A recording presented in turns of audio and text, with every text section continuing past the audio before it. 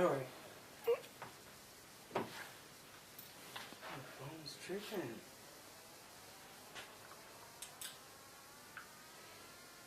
How long you have it?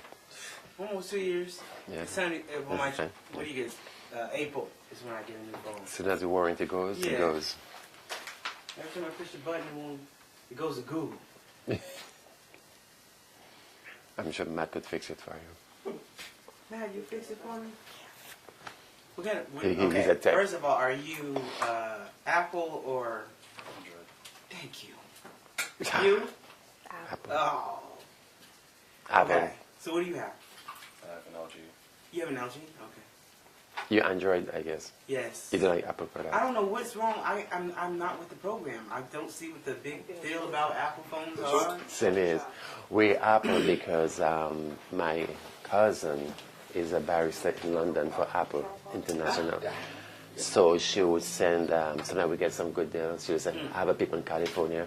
Like when my dad was really sick, she sent an iPad so we could communicate. Oh. And then Luma got the iPad after. She said it's Luma's own. That's why. Oh, okay. And he's in, kids like him, you have no idea. He'll take your phone and find music, everything on your phone. He is like good like that. He will find it. Oh, good. I think Yeah. yeah. You can find me some. But you know what's interesting about him? Music? You know, he loves music. So we had these nice soft rock channels on for him. He discovered rap music, Oh. right? So, okay. I didn't like the words of the rap music, right? So I found a nice Christian rap channel, put it on. He hollered. He was pissed off. He wants the nasty rap music, the hoes and the N-words and everything. What? Keep it real. So Matt had to, he embarrassed us in the doctor's office or somewhere with him, and he had that kind of nasty rap comes down, so he's like, oh my God. So Matt put a volume control on it, but he learned how to bypass it. So you know where you are? That nasty rap songs come out, and it's like, It's too funny. He's like, he doesn't want the clean ones, he wants the real dirty ones. For I'm like, oh my God. But anything to keep him happy, you know? yeah.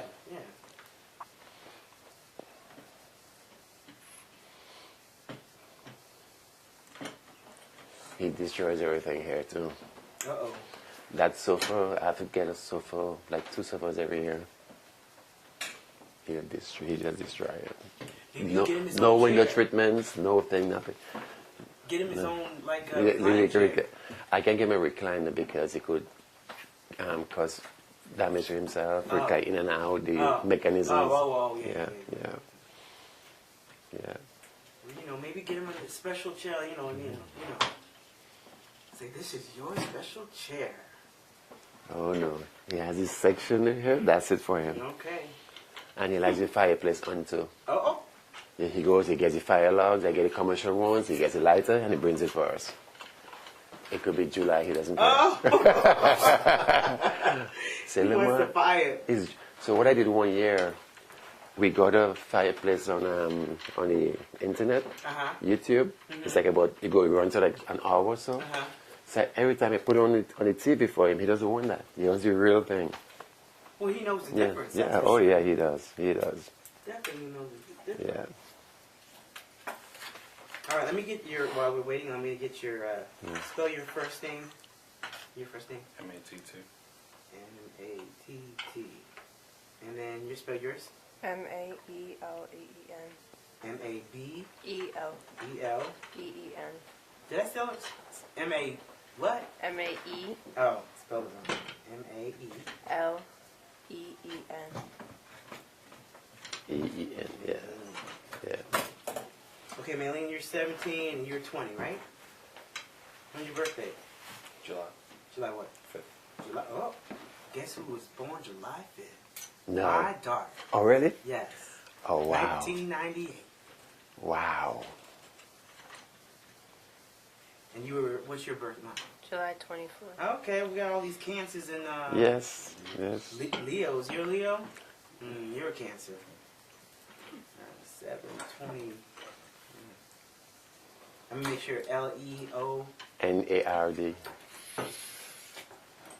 Spell your last name. Joseph, Joseph, Oh. 11,559. Lemar is 11,1193. Oh, yes, So we have two Lemar. Novembers, Lemar. Uh-huh. And he's 23? Yeah, 11,1193. So we have two Novembers and two Julys. All right. And your wife's name? Marlene, Okay. Joseph, and she was May 5, 8, 60. 60? Yeah. May 8th, Taurus. And what day she passed? August 9th. August 9th. That's my mom and dad's anniversary. Really? Yes. Oh, wow. August 9th what? 99. 99? Yeah.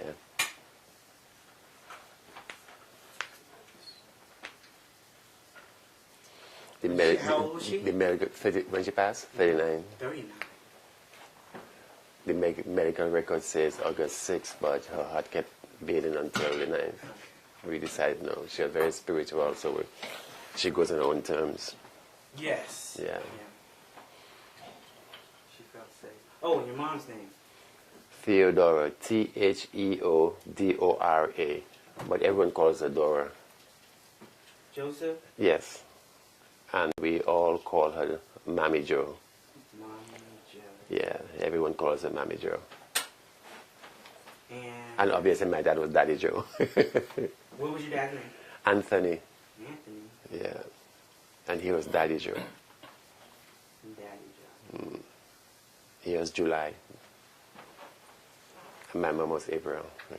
Your mom's April. Aries? Yeah, April 20th. Oh, yeah, she's a Pisces. Your dad is July 7th. oh, all these Cancer people up in here. I know. I'm not getting that. Oh, no. Mm-hmm. Let me know when y'all are Ready? You ready, Mish? Okay, I hope I don't get emotional. Cut. Worry about it if you do. There's going to be some hard questions, you know? Mm-hmm. It's going to stir up things. I'm not here to do that, but I'm here to do that. I understand, you know. I'm here to do that. All right, so, Matt, can you say your alphabet real quick? A, B, C, D, E, F, G. wrong. Is yours on? Yes. It's on, right? Appears to be on. Is the mute button on? Take the mute button, make sure it's not. Yeah, it's on. Test 1, 2, 3. Keep talking, honey. Test 1, 2, 3. You see anything? Louder, man. No, I'm not getting anything. Do it again? Is it muted? Yeah, there you go. Try now. Is it good now? He's good now. Okay. All right, everybody ready for the ride? It's a little ride. Yeah. All right, so I just want to introduce you, first of all. Your name is... Leonard Joseph. Okay. Maylene Joseph. Matt Joseph. Okay. So we're here to talk about some healthcare disparity problems that's going on in our world. And I think your story is a part of it, too. Yes. Yes. Can you tell me a little about, what happened? Yes.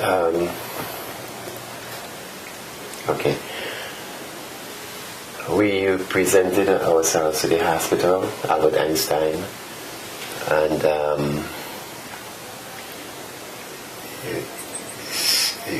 while we were in the room at labor and delivery, we had this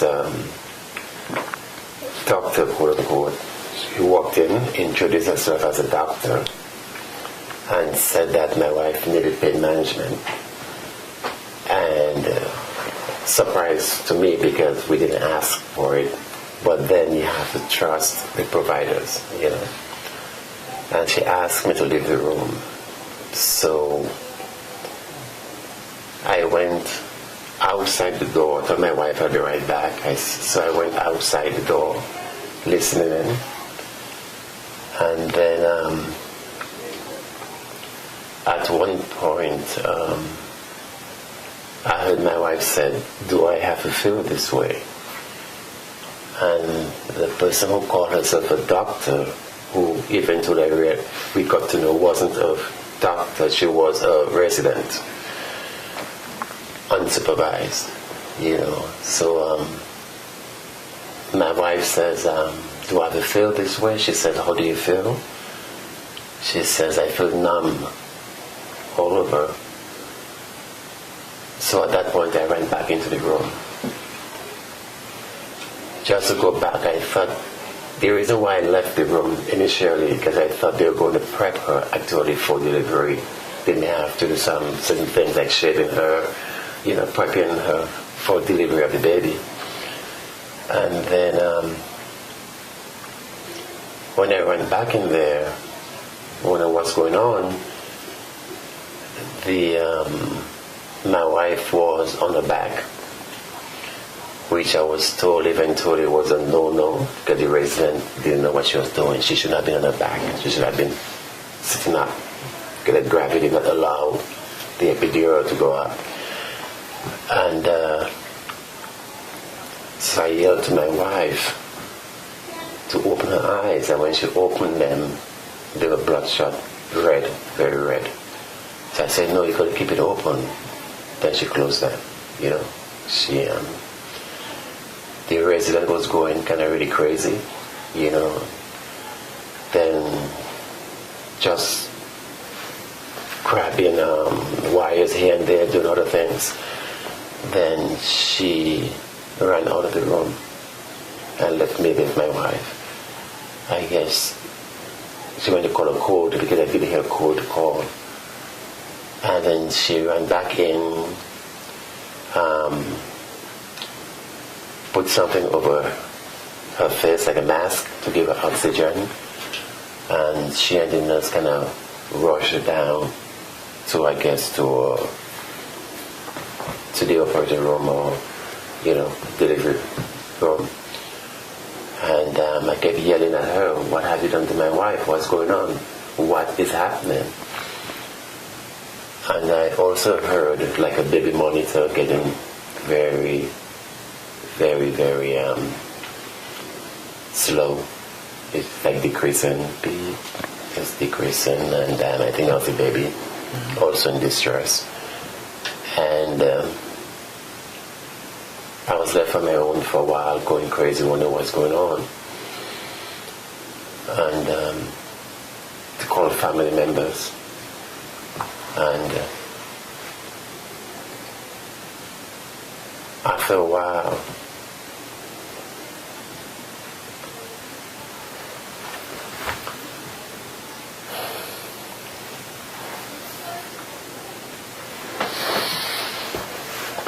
sorry, It's okay. they came out with the baby, and they said they would take her to the NICU, neonatal. So I'm like, "Why is my baby going to neonatal? She's a full-term baby. There was never any problems in the pregnancy, so why is my baby going to neonatal?" They said I have to talk to the doctor. They couldn't give me information.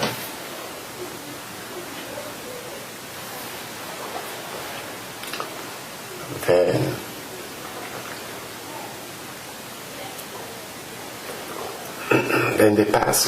they took her out and took her to the ICU, my wife. She had all kind of tubes, all kind of stuff going on with her. And got to know after the fact that she coded. And they supposedly brought her back, restarted her heart. And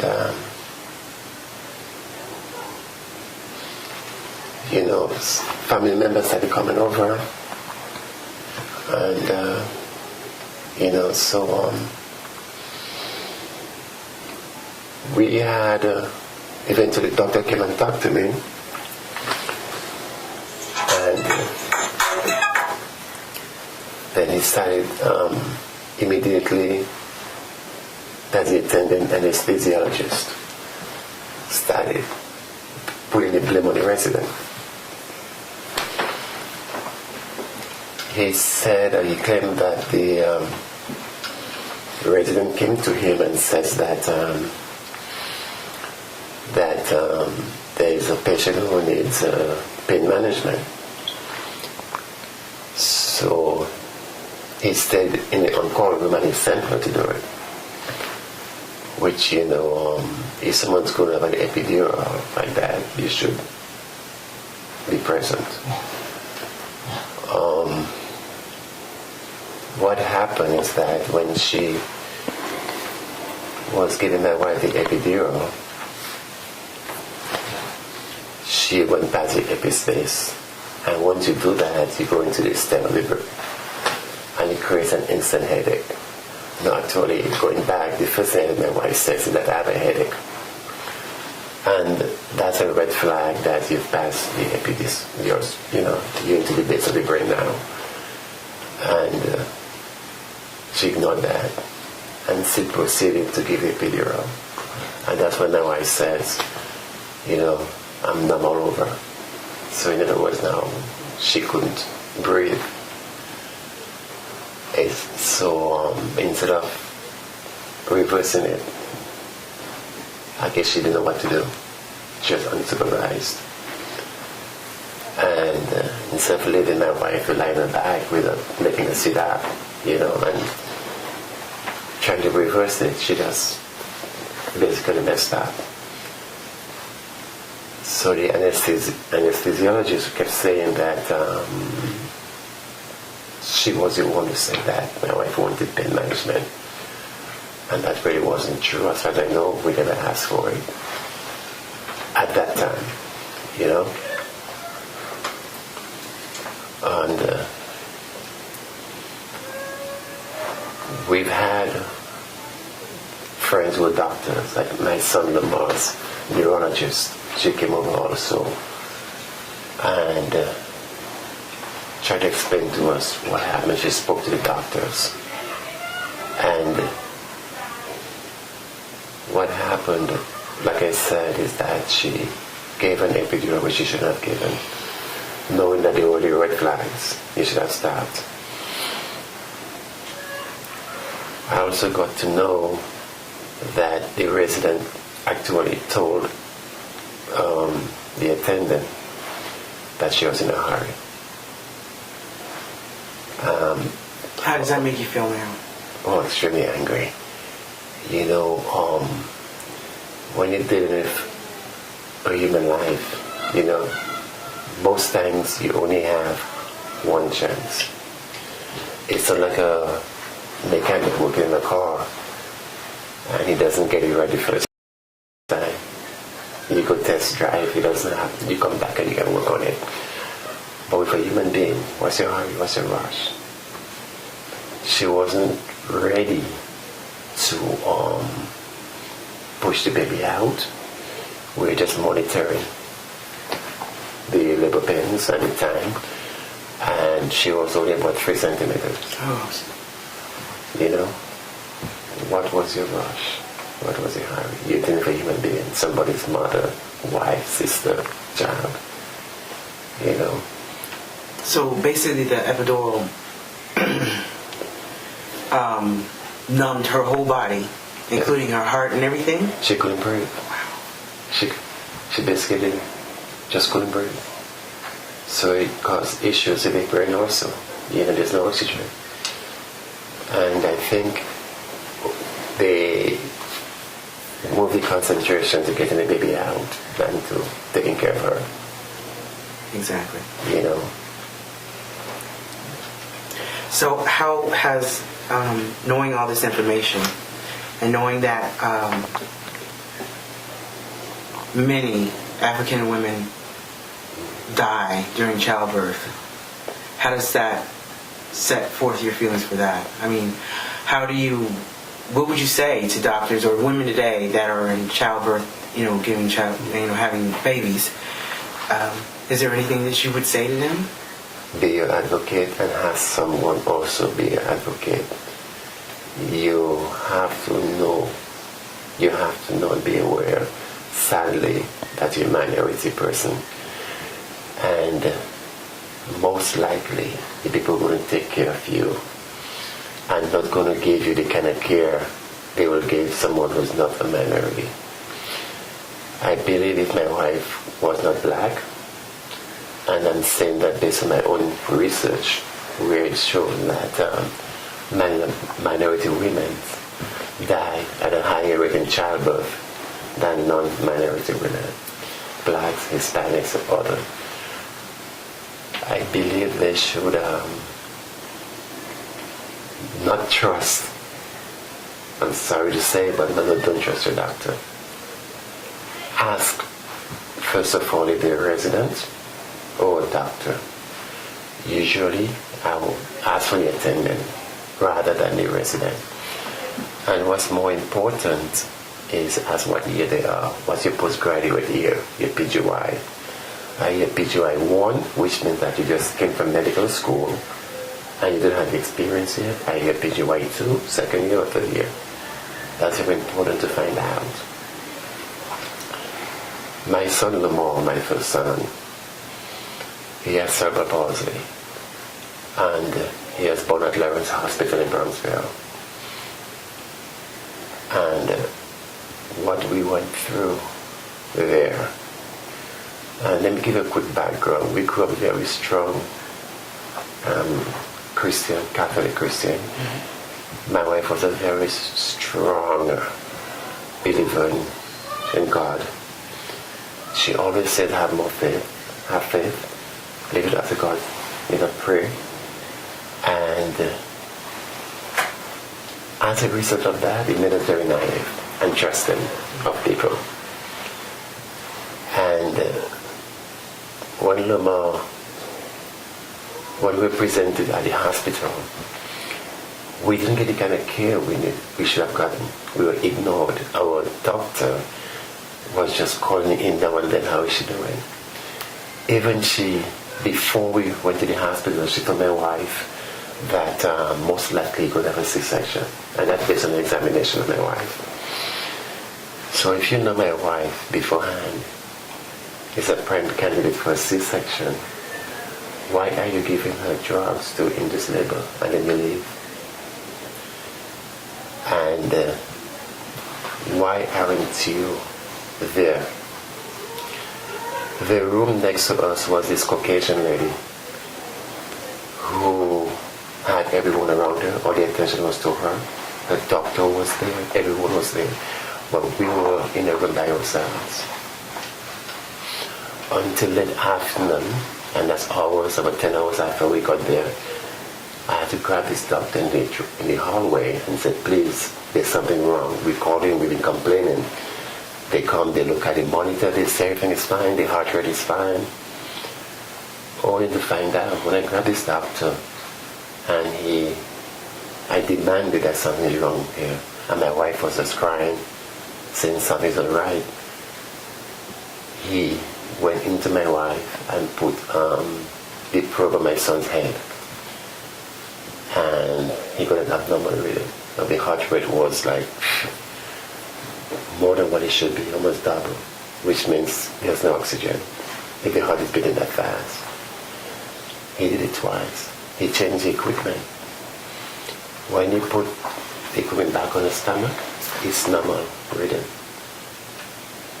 When you put it on my son's head inside my wife, abnormal breathing. As a result, my son has cerebral palsy today. They say he'll never walk. They give us the doom and gloom stories, put him in a home, move on with your lives. We said, where we come from, we don't do that. He beat the odds, he's walking now. But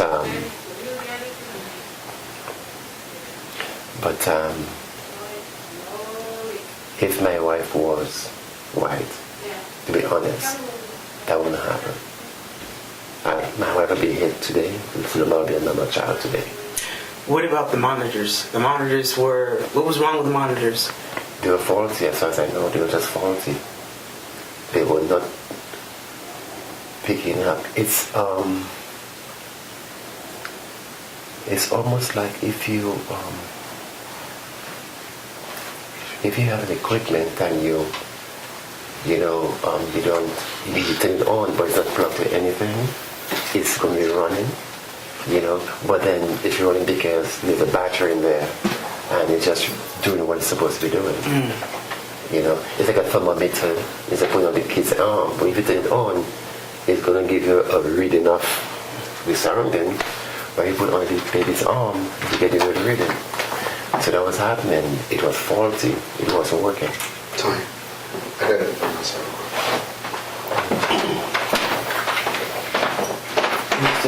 Yeah, we're still rolling? Yep. Can you pause it a minute? Yeah, no Can you go and tell Rita, please? Don't.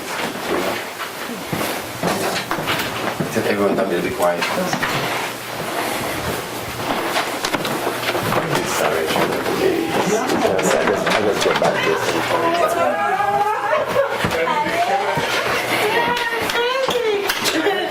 They do that in community activities.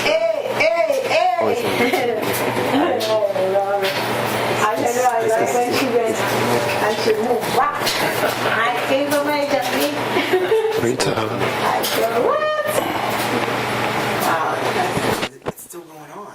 It is still going 17 on. years. This is I work almost at 20 years ago. I work at Bronx, Lebanon, and when I run my reports every morning, and I see there's one, you get this summary report of the activity for the Friday discharges, admissions, patient days. When I look at OB, and under the OB patients, there's one in ICU. It gives me the chills. It just gives me the chills. Why is an OB patient in the ICU? So when I call the director to admit him, they says, Leonard, somebody screwed up. You're right. It's for more than somebody screwed up. And I get the chills and I get flashbacks of my own experience. Right. Do you get the well, we'll get to that in a second. Let's talk to the children. You good? All right. We need tissue. Yeah, I need tissue. Both need tissue. Everybody need tissue. Yeah, man. I got you. In the kitchen. But you can get it in the kitchen. Your paper towels in the kitchen.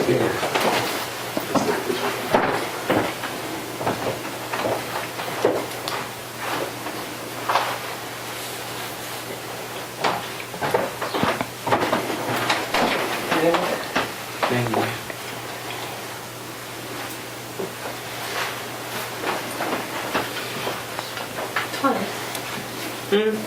you.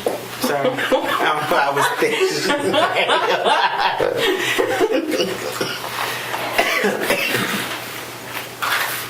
Yeah, good. All right, y'all ready? I'm gonna move on to baby girl. Well, actually, I'm gonna go on to Matt first. You're the oldest, right? No, you're the second oldest. Second. Hearing the story about what happened, how old were you? I was 3. You were 3 years old. And then when your mom didn't come home, I know you can't remember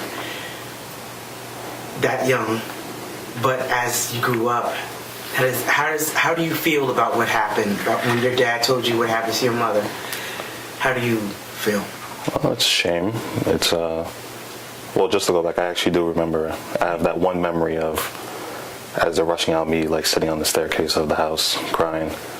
I do have that one memory, but growing up, just hearing the story is kind of it's a shame. It's really all you can really put to it. It's really all you can say about it. It shouldn't have happened. It could have been easily prevented. Yeah, because your mother was telling her how she felt, how the outdoor had made her feel. And they ignored it. Right. That's all I can really say. It shouldn't have happened. It could have been easily prevented, and like my dad said, if it was anyone else, anyone who wasn't black, it probably would have been prevented. So it just hurts. Sure, yes, I know it hurts. If you were to say anybody, to any pregnant woman who's going through childbirth and everything, what would you say to them as far as to make sure they're okay? What would you say? I'll tell them the one thing: just make sure you don't go alone. I've had friends go to the hospital, and I call them and make sure, are you alone? Do you have someone with you? Do you need me to come with you if I can? So just always have someone with you, just in case something happens to you. Someone could talk on your behalf. Someone could be there who represents you, and just know what you're doing. You gotta know beforehand. You're going to a hospital for one particular reason. Make sure you have an idea as to what you're gonna get yourself into. Okay. Let me just say one thing about Matt. When Matt was born, well, we had another incident with Matt at the hospital, Albert Einstein, where the resident did a sonogram and told my wife, "You're not ready yet, you could go home and you could come back when the contractions get closer." At that time, I said to the resident, "We're not going anywhere. Can I have the attendant tell us we can leave?" So when the attendant came and he did the same sonogram, he had to yell at the resident. Because, didn't you see this? Because the cord was around Matt's neck. And we would not come back to the hospital for life child. And if my wife had gone into active labor, she would have died. He would have died. So that was an emergency C-section. Matt and his mom, I used to call them twins. They were close. They were very tight. Matt took care of his brother Lamar, no matter what. Since Matt could walk, he's been taking care of Lamar. He was very, very protective of Lamar. Lamar will obey Matt first before he obeys me. Let's put it this way. When we travel through the airports, whatever, Matt will push in Lamar's stroller all over the place. We go on vacation, Matt's always has Lamar, protecting Lamar. And Melina is doing the same thing. When we were leaving for the hospital, Matt wanted to come. His mother turned and says, "No, Mommy will be right back." It's okay, Mommy will be right back. And she didn't come back. And Matt had this sixth sense that something was wrong. So every time I would go into the hospital, he'd cry. He wants me to go to the hospital with him. He wants to come. He had no idea where the hospital was. So one day I took him with me. And when he pulled out in front of the hospital, he started pointing at the hospital. He started crying a lot. It's like he had this sense that something was wrong, So he became pretty angry as a young man missing his mother. His mom didn't come home. And, he got pretty angry at some point in time. And I don't blame the kid, And he was very hurting. So then Melin comes home. Where's Mommy? Who are you, Yeah, how did you feel when your dad came home with your sister? Yeah, well, I guess as any other kid would, you're expecting Mommy and you don't get Mommy. You get someone you've never met. Yeah. But we've grown up pretty nicely together, so it hurts every day, but we do what we have to do. We still have. We still got each other. We have to. How is it as a family? How was it growing up as a family? Well, my mom, Mammy Joy called her. She, thank God for her, she helped me with the children. She became a mother to the kids. God bless her, she died 2 years ago. She also became a mother to my sister Geraldine, who died of cancer breast in New Jersey. She also became a mother to the kids also. And my mom became a rock. She was there for the children. And we call her Mammy Jo. And they became very close. Melin got very depressed when she got sick because she says she's losing the mother she already knows, which is true, And growing up it had its moments.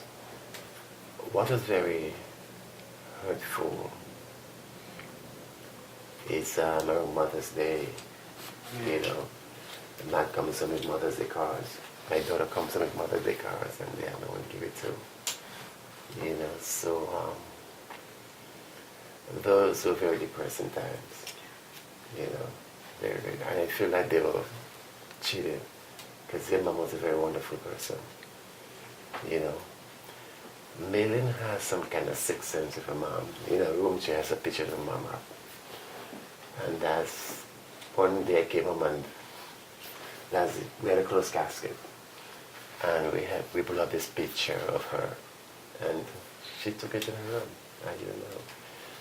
And I believe that her mom told her to take care of Daddy in the house because some of the things she does is like, it's weird. Like one, well, what did she do? It reminds you that Oh my God! you wouldn't expect from her age at number one. Sometimes I'll go at work. I get to work, and in my house she has a little note for me. Love you, Daddy, whatever it is, blah blah blah. And when I go to work, my wife used to pack up the lunch and put little love notes in it for me. Oh, well. And then I see her, I'm like, the first day she did, I was so shocked. I was so shocked. And she reminds me of my wife, Marlon, many, many times. You know. And she always wanted that girl. She had 2 boys. And I remember when we got the results of that it's going to be a girl. And I couldn't wait until I get home, so I called her. She was so overjoyed. And before she left for the hospital, for weeks before, she would get this little guy say, hey, I guess love and matter and I not important anymore. You have your girl, you're going to pink in the house, you're going to do this very everything. She kind of looked forward to it. She ironed all these little baby clothes, everything, you know, sex clothes she had of lemon match, and she set everything up. So everyone's ready for the hospital. And when she comes back for the hospital, and you know, nothing. So, Maylene, I see you're very emotional right now. I know. I just wanna ask you, you know, your dad was telling me that you have all of the pictures of your mother that you never really met. So what's that sixth sense that you feel with her? I don't know. I don't know. I just never met her, so it's never really. You didn't meet her. But you feel a closeness with her, right? Yeah. You know, at the hospital, I was trying to do everything to wake her up. So I told them, don't feed me, keep her hungry, angry, right? So I insisted. I wanted her crying and hungry.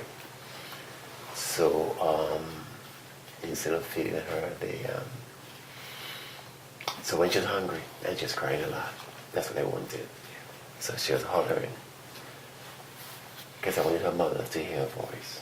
So I took the baby from NICU and I took her to the ICU to her mom, crying because she's hungry. And I pulled at her mom's chest. I took her mom's arm and I put it around her. And she just became very quiet. She just stopped crying and just lied there on her mom. People were surprised that actually happened. You know, so what happened at that moment, I don't know. What transpired, I don't know. But she just got so quiet and relaxed on her mom's chest. That was just amazing. It was amazing. If you could say anything to women who are having babies now, what would you say? Maylene? Just be aware, kind of. And like Matt said, always go with somebody. Never be alone. Anything else you want to say? Well, I wish I grew up with a mom, but I'm thankful I have my dad and Matt and Lamar. And I always wanted a pet, and my dad's always telling me Lamar is your pet. I like coming home and seeing Lamar, and I like seeing everybody come home and knowing that they're safe. Because I always text them during the day and bother them. So.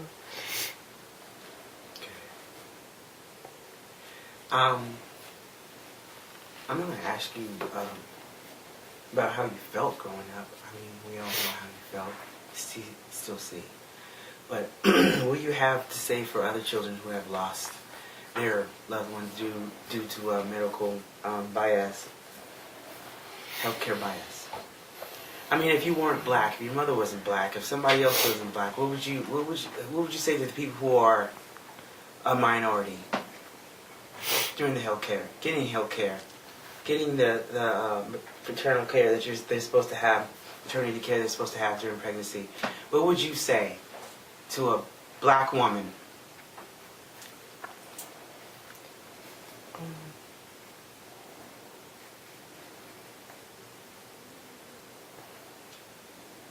I don't know what I would say.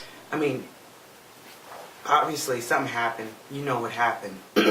Your mother was telling the white attendant, the resident person, about how she felt, and she wasn't supposed to feel that way, right? So what would you tell other minority black women? You have to listen to people. If somebody's telling you something about how they feel, you have to listen and be aware of that. Because you don't know how they're feeling, but you need to address it, obviously. But I don't... Yeah. Okay. Well, I don't have anything else for the two children, but I still need to talk to you too. Okay? Okay? Is that good? Okay.